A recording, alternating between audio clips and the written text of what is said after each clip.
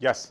బండా రామ్మోహన్ రావు గారు, తెలంగాణ ఉద్యమంలో ప్రత్యక్షంగా మనం అందరం పాల్గొన్నాం. ఎన్నో ఉద్యమ కార్యక్రమాలలో కూడా అంటే త్యాగాలను ముందు పెట్టినటువంటి కుటుంబాలు కానీ, త్యాగాలను ముందుకు ఉన్నటువంటి ఏ కుటుంబం కానీ, ఏ ఉద్యమ నాయకులు కానీ ఈరోజు మనకు తెరపైన కనిపించడం లేదు. ఎందుకు? దానికి ఎవరిని ప్రశ్నించాలి, ఎవరిని మనం దాన్ని తప్పుపట్టాలి?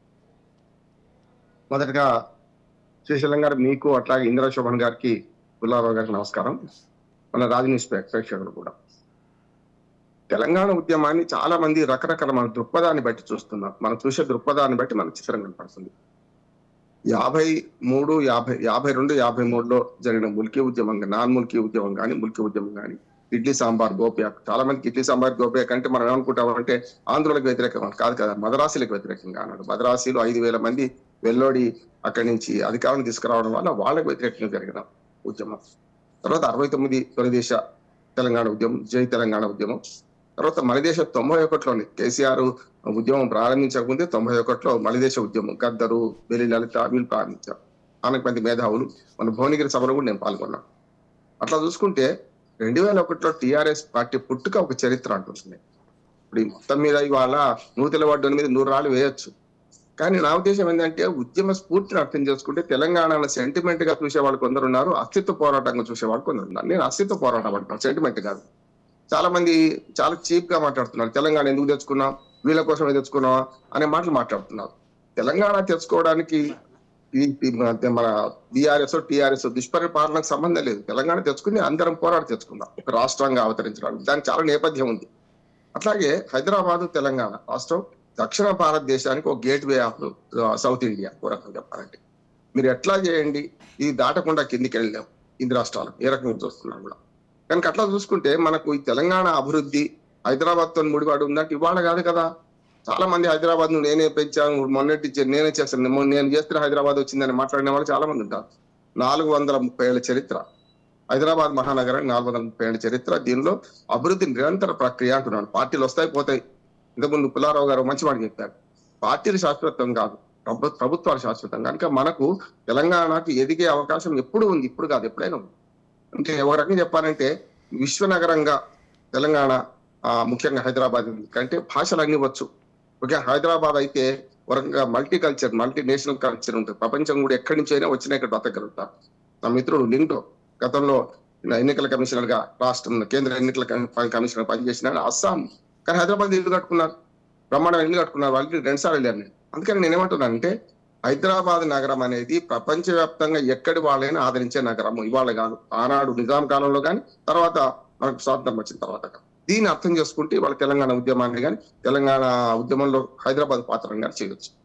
నిన్న పుట్టినవాడు కూడా నేనే హైదరాబాద్ మొత్తం నేను డెవలప్ చేసిన అనే మాటలు మనం పక్కన పెడితే హైదరాబాద్ నిరంతరంగా అభివృద్ధి చెందుతుంది, విశ్వనగరంగా అభివృద్ధి చెందుతుంది. దీనికి 2-3 అవకాశాలు ఎక్కువ ఉన్నాయి మిగతా నగరాల కంటే కూడా. మనకు తమిళనాడులో చెన్నై ఉంది, 3 దిక్కుల సముద్రం వరకు చెప్పాలంటే అటు ఇటు పోతే ఏమున్నా మరి అభివృద్ధి చెందడానికి కానీ వీటికి ప్లేస్ తక్కువ ఉంటుంది. బొంబాయి మహానగరం ఉన్న పూణే లాంటి పక్కనే పెద్ద నగరం ఉన్నది, పుల్లారావు గారు తెలుసు. దానివల్ల బాంబేకి అవరోధం లేకుండా, ఢిల్లీకి అంతకంటే లేదు సమస్య, ఎట్టయినా పోవచ్చు. అటు ఉత్తరప్రదేశ్, ఇటు హర్యానా రాష్ట్రాలు విస్తరించి శివారు ప్రాంతాలను ఇప్పుడు ఆ పరిశ్రమలన్నీ అక్కడే ఉన్నాయి. టెక్ పరిశ్రమ అంతా అక్కడే ఉంది. కలకత్తాకు సమస్య ఉంది. కలకత్తా వాళ్ళు మారనివ్వలేదు. ఆనాడు కాంగ్రెస్, తర్వాత కమ్యూనిస్టులు, ఇప్పుడేమో తృణమూల్ కాంగ్రెస్, వాళ్ళు మారరు. ఒక రకంగా చెప్పాలంటే వాళ్ళ సంస్కృతి మొత్తం దేశమంతా అమలు జరిగింది. వాళ్ళకు రాకపోతే మనం కూడా నేర్చుకోలేదు, అన్నాం. ఇవన్నీ ఉన్నాయి. కనుక ఇవాళ తెలంగాణ అభివృద్ధి టీఆర్ఎస్ తోనో ఈ కాంగ్రెస్ తోనే ముడిపడలేదని నేను అంటున్నాను. నిరంతర ప్రక్రియ అభివృద్ధి జరుగుతున్నాడు. ఏ ప్రభుత్వాలు వచ్చినా ఇది ఆగదని నేను అంటున్నాను. అందుకనే గతంలో ఈ 10 ఏళ్లలో విధ్వంసం జరిగింది కనుక ఏమి జరగదని కాంగ్రెస్ వాళ్ళు ఆరోపించిన, ఈ కాంగ్రెస్ వచ్చింది కనుక అంతా పోయిందని వాళ్ళు ఆరోపిస్తున్న తప్పు అంటున్నాను నేను. ఎందుకంటే గ్లాసులో సగం నీళ్లు ఉన్నాయి, సగం నీళ్ళు లేవు. ఈ 2 నిజమే. ఎప్పుడు అభివృద్ధిలో సాచురేటెడ్ పాయింట్ చేరుకోలేవు.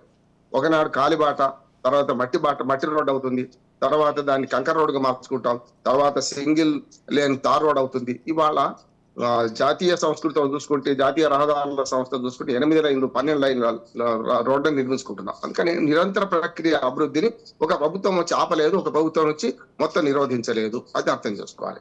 ఇక రాజకీయాలంట ఎప్పటికీ ఉంటాయి. గత 10 ఏళ్ల పాలన మొత్తం నాశనం అయిపోయింది, తెలంగాణ నాశనం చేసింది అంటే ఏమీ జరగలేదా? చాలా జరిగినాయి. జరగాల్సినంత జరగలేదు, ఇంత జరగాల్సి ఉంటే ఇంతే జరిగింది ఒప్పుకోవచ్చు. ఎంత వేగవంతంగా ఉన్నా అంత వేగవంతం కాలేదు ఒప్పుకోవచ్చు.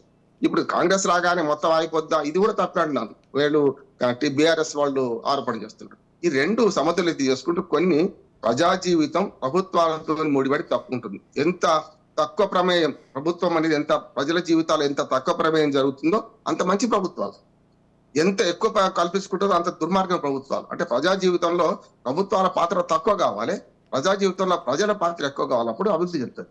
నేను అంటే హైదరాబాద్ నగరం కానీ తెలంగాణ మొత్తం రాష్ట్రం కానీ ఇవాళ ప్రజల పాత్ర ఎక్కువ ఉందని నేను అంటున్నాను. అందుకని ప్రజలు ఆనాడు నిజాం నిరంకుశ పాలనకు వ్యతిరేకంగా పోరాడింది, 69లో జై తెలంగాణ ఉద్యమంలో పోరాడిండ్రు. ఆ తర్వాత పోరాట పడిపోయి కలవాలి కనుక ఒక 5 ఏళ్ళు మొదటి తారీఖు భరించాక రెండోసారి అభివృద్ధి చేస్తారు కేసీఆర్ గారు, ఈ ప్రభుత్వం నిలబడితే మంచిది అని రెండోసారి అవకాశం ఇచ్చాడు. ఆంధ్రప్రదేశ్ లాగా మొదటిసారికి ఊరుకోలే, రెండోసారి అవకాశం ఇచ్చినప్పుడు చాలా దుర్మార్గమైన పనులు చేశారు కేసీఆర్. ఆయన అహంకారము, అట్లాగే ఆశ్రిత పక్షపాతము, కుటుంబ పాలన, అవినీతి, ఈ 4 అంశాలు బాగా పనిచేసింది. మొదటిసారి 5 ఏళ్లలో ఏదైతే జరగాల్సిందో జరిగే క్రమంలో ప్రజలు ఏమన్నారంటే ఈ 5 ఏళ్లలో జరిగింది తక్కువ, ఇంకా వచ్చే 5 ఏళ్ళ అవకాశం ఇస్తే మంచి అభివృద్ధి చేస్తారని ఆశించారు. తప్పు కాదు, రెండోసారి అవకాశం ఇవ్వడానికి ఇప్పుడు ఒక 5 ఏళ్ళు అనేది శ్రీశైలం గారు సరిపోదు. ఎప్పుడు అభివృద్ధికి కొలమానం 5 ఏళ్ళు పనికిరాదు, సరిపోదు. ఇంకో 5 ఏళ్ల అవకాశం ఇచ్చినప్పుడు ఈ రెండో 5 ఏళ్ల అవకాశాన్ని చాలా దుర్వినియోగం చేసిన ప్రభుత్వంగా కేసీఆర్ గారి పాలన చూడొచ్చు మనం. అంటే ఎవరిని కలవకపోవడం, ఎవరి మాట వినకపోవడం, సలహాలు పాటించకపోవడం. ఇవాళ కేసీఆర్ దుస్థితికి ఒక మాట చెప్పి ముగిస్తాను శ్రీశైలం గారు. కేసీఆర్ దయనీయమైన దుస్థితికి కారణం ఏంటంటే ఆయన చేసుకున్నంత అనే, అందుకనే ఆయన చేసుకున్నాడు, దాన్ని అనుభవించక తప్పదు. అందుకని ధర్మదాత సినిమాలో నాగేశ్వరరావు గారు పాట పాడతాడు, ఎవరి కోసం ఎవరున్నారు పొండిరా పొండి, నా కాలం కర్మం కలిసి వస్తేనే రండిరా రండి అని. ఆ పాట ఇప్పుడు మనకు కామజులో పాడుకుంటున్నాను. ఆయన దానికి ప్రధాన కారణం ఆయనే కారణం, ఇంకెవరికి కాదు. అంతా మీరే చేశారు నాన్న అని వాళ్ళ తెలంగాణ ప్రజలు బాపు అంటున్నా అనిపించుకున్నాడు కదా, ఆ బాపుని ప్రశ్నిస్తున్నారు. అంతా మీరే చేశారు, మీరు చేసుకుని మీరు అనుభవిస్తారు.